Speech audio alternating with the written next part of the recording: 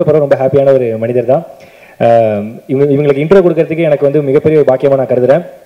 ஏன்னா 16 வயதுல ஆரம்பித்து இன்றைக்கும் 16 வயசு பையன் மாதிரி அழகாக க்யூட்டாக இருக்காங்க.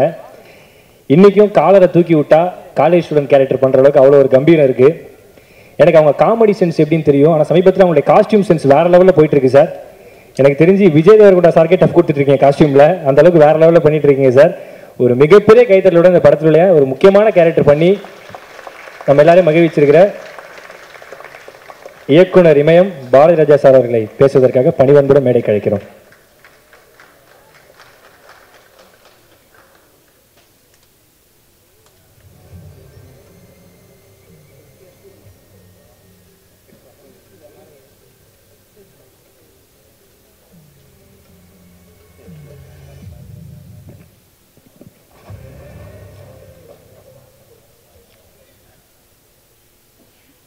ஏன் எளிய தமிழ் மக்களே, கொஞ்சம் கரகரப்பு குறைஞ்சிருக்கும். என்னால் கொஞ்சம் வாடகைக்கு விட்டேன் வரும் பின்னாடி. பிகாஸ் மை ஹெல்த் இஸ் சில மேடைகளில் ஏறி பேசும்போது சம்பிரதாயமாக பேசியாங்க. ஏன்னா ஒரு மேடை நாகரிகங்கிறது யோசித்து என்ன பேசலாம்னு. இந்த மேடை அப்படி அல்ல. இது எனக்கு ஒரு சினிமா எல்லாமே எனக்கு ரொம்ப வேண்டி. என்னை காட்டு வயசில் கம்மி, அதனால தான் அவங்கன்ட்டேன். I love all this all TV. You are lucky. இவ்வளோ பேர் பெரிய டைரக்டர் மேடையில் உட்காந்துருக்காங்க. சங்கர் உனக்காவண்டியும் ஜீவிக்காவண்டியும் வந்த கூட்டம் இல்லை. அவன் எவ்வளவு ஜென்யூனாக இருந்திருந்தால் இத்தனை பேர் இந்த மேடையில் வந்து உட்காந்து சாதாரண நாட்களாக உட்காந்துட்டு உமரம் ஜாம்பவான் பெரிய பெரிய ஆட்கள். இவனும் ஜாம்பவான் தான்.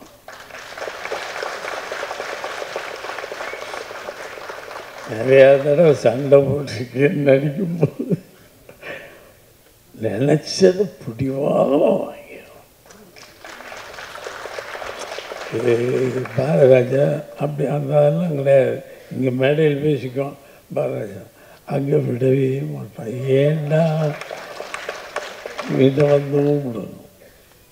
ஒரு இதை சொல்லிக் கொடுப்பான். நம்ம எத்தனை பேருக்கு சொல்லிக் கொடுத்துட்டு வந்துட்டோம்.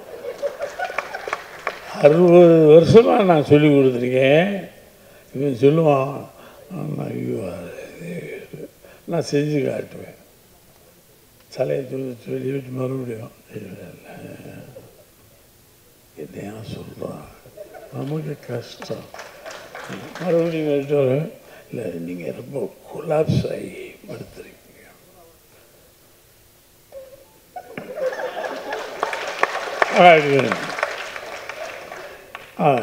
மேலே கொலாப்ஸ் என்ன கொலாப்ஸ்?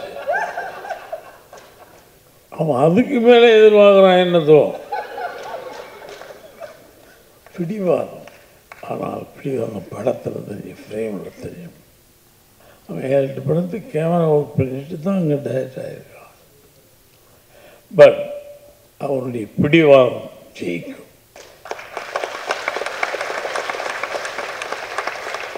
வெரி லவபிள் ஃபெல்லோங்க. ரொம்ப நம்பி போய் அவன் கை கட்டுறதை நம்பிக்க கூடாது. இந்த எப்படின்னும் போய் இதை நம்பி அடிட்டு கையெல்லாம் கட்டிட்டாருன்னு சொல்லுவீங்க. விட மாட்டான். கடைசி வரைக்கும் டப்பிங்கில் போட்டா இருப்பான். ஏண்டா நடிக்க வந்தோம். ஏன்னா நம்ம வேறு பெரிய ஜாமான்னு நினச்சிட்ருக்கோம். அங்கே தான் தெரியும் பாரதிராஜா இன்னும் ஒன்று போனது இல்லை, கொஞ்சம் கற்றுக்க. சக்ரி சங்கர் தான் இந்த படத்துடைய நாயகன். TV sorry. ஏன்னா ஒவ்வொரு ஃப்ரேமும் அழுத்தமாக யோசிக்கும். அதனால் லவபிள் பாய் சினிமா உலகத்துக்கு வந்ததுக்கு ஒரு பெரிய டைரக்டர். நாங்களும் நீங்கள் படம் பார்த்தீங்கன்னா தெரியும். இங்கேருந்து அங்கே பார்ப்போம். என்ன பார்க்கலாம், அந்த வெள்ளையை ஒரு செத்த கிடைக்குது என்னடி எவன்டா சினிமாவில் இதெல்லாம் பார்ப்பான். நான் போய் அங்கே வந்து அந்த போய் அந்த வேலி மேலே இருக்கிறத தூக்கி கீழே போட்ட முன்னாடி தான் படம் வேணும். நானும் பார்ப்பேன். நம்மளும் தான் படம் எடுத்தோம். அங்கே என்ன இருக்குது? ஆமாம், என்னமோ இருக்குது. கிரேட் டைரக்டர் வந்துட்டு இண்டஸ்ட்ரிக்கு ஈச சங்கம்.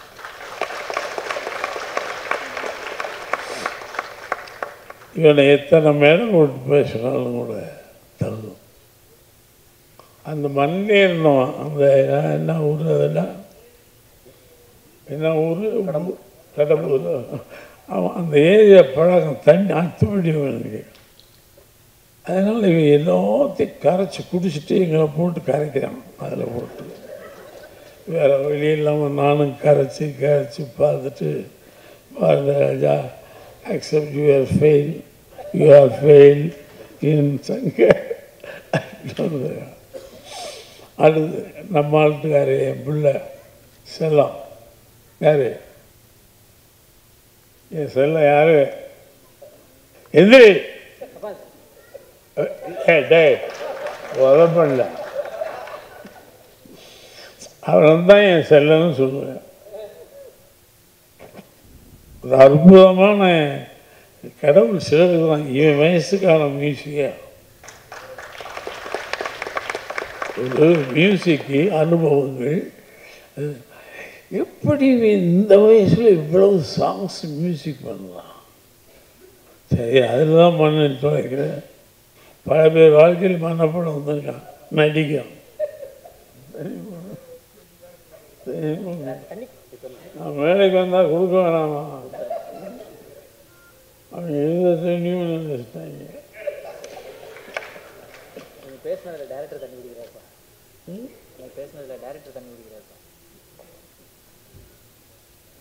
இவன் நீதான் நல்ல கம்பெனி எனக்கு இந்த படத்தில். இவெல்லாம் யாருன்னு அப்புறம் தான் தெரியும். டிவியில் கலக்கலன்னு கலக்குவானா, அங்கே போய் தான் தெரியும். ஏன்னா ஜீவி எனக்கு ரொம்ப நாளாக இருக்கும். என்ன ஆகணும், கடவுளுடைய செல்ல குழந்தைன்னு சொல்லுவான். அவன் ஏஜுக்கு கம்போசிங் ரெடி தான். ஓகே, அவன் எழுதுவான், இது நடிச்சிருக்கான் பாருங்க. ஐயோன்னு யோசிச்சேன். ஆனால் விடலை, நானும் ஈக்குவலாக நடிச்சு. இவனா அந்த பொண்ணு ஒரு அற்புதமான பொண்ணு. ஒரு நாள் மிரட்டி விட்டேன்.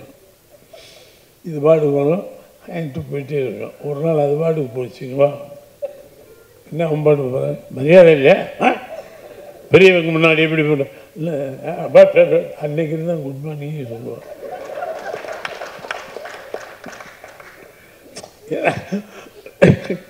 பழகிக்க, என்னை விடு, என்னை யாருன்னு தெரியுமா? இல்லை, கொஞ்சம் யோசித்து சொன்னான்.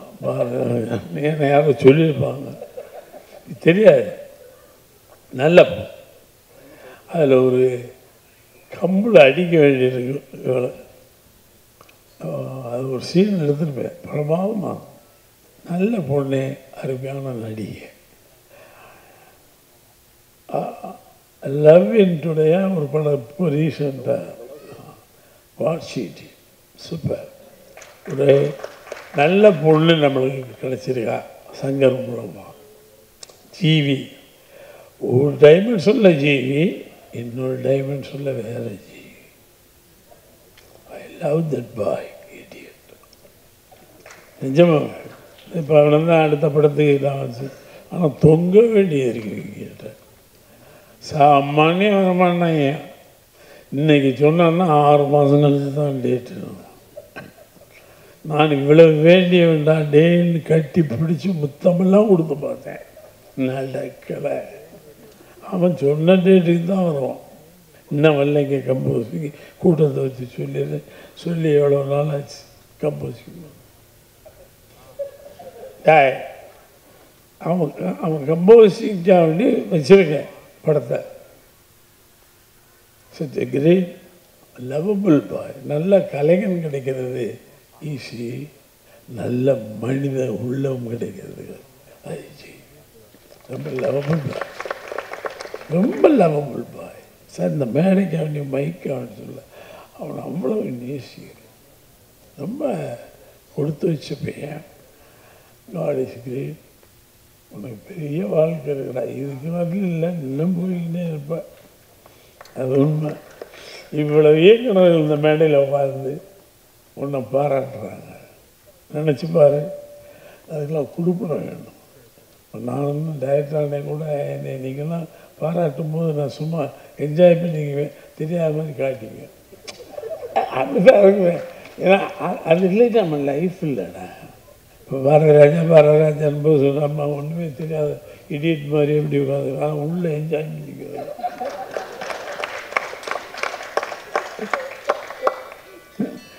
வெற்றி மாறலாம் பெரிய டைரக்டர் சொல்லுவாங்க, அவனுக்கு ஒரு தனித்தவன். வெற்றிமாறன் பாதையில் நான் போக முடியாது, என் பாதைக்கு வெற்றிமாறன் போக முடியாது. மிக ஒரு அற்புதமான படம். இந்த யானைன்னு சொல்லி என்னை கொன்று, யானை வருது யானை வருது யானை, என்னைக்குடா யானை வரும்? இல்லை ட்ரிவாண்ட்ரம் போயிருக்கு என்னைக்கு இங்கே விட போகிறேன்.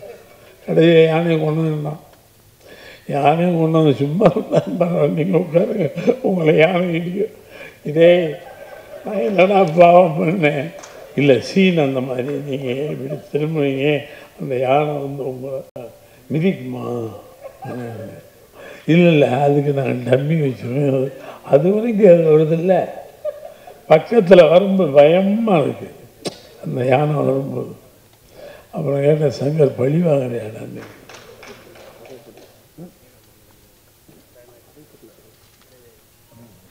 ஆமாம் இவரா அவன் பார்த்தீங்களா கிடைக்காம எங்கே நம்மளை வளர்ந்து விட்டு பணம் போட்டு இன்வெஸ்ட் பண்ண ப்ரொடியூசரை விட்டுருவானோ இல்லைன்ட்டு அது பயம், நியாயமான பயம். ஏன்னா டெலிவரி அவர் இன்வெஸ்ட் பண்ணியிருக்காரு. இது எங்கே எவ்வளவு நியாயமாக இருக்கும் சங்கர். கிரேட்டா சங்கர். இல்லை அது உண்மை. அவர் இல்லைன்னா என்னது நம்ம இந்த யானை எங்கேருந்து கொண்டு வருது? இந்த யானை வர்றதுக்கு 3 மாதம் ஆச்சுங்க. ஷூட்டிங்கே இன்னும் யானை கடைசியில் யானையும் கொண்டாந்தான். என்னை கொண்டு போய் பறிச்ச வேண்டாம் இந்த வயசில்.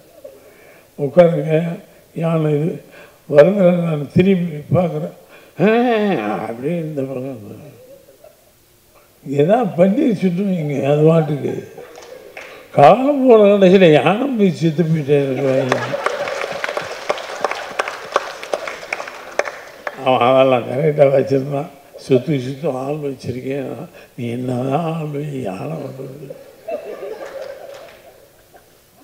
கடைசியில் அதில் கூட யானை வந்து போயிடும். நான் வேறு அதை சொல்லக்கூடாது. I'm sorry. ஸோ பயப்படுறான். பயப்படாத, நீங்கள் கதையை சொல்லி தொலைச்சிடுவாருன்னா அவன் நியாயம் தானே.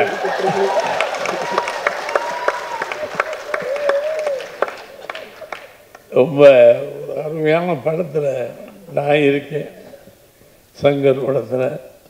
இனிமேல் கூப்பிடுவானோ இன்னும் எனக்கு தெரியாது. ஆனால் கூப்பிடுவான்.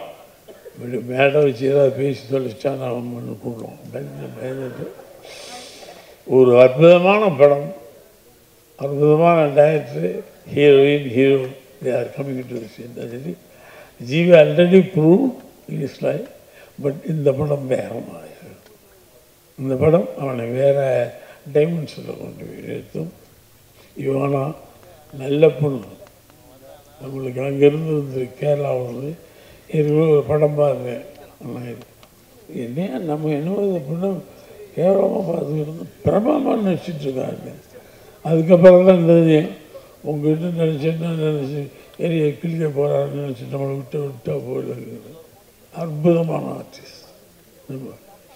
ஸோ எவ்வளவு இதில் ஈடுபட்ட எல்லா டெக்னீஷியனும் நம்ம கெட்டிக்காரங்க. அந்த மழையிலையும் வெயிலையும் காட்டிலையும் அற்புதமாக ஒத்துழைச்சாங்க. எல்லா டெக்னீஷியனுக்கும் என்னுடைய வாழ்த்துக்கள்.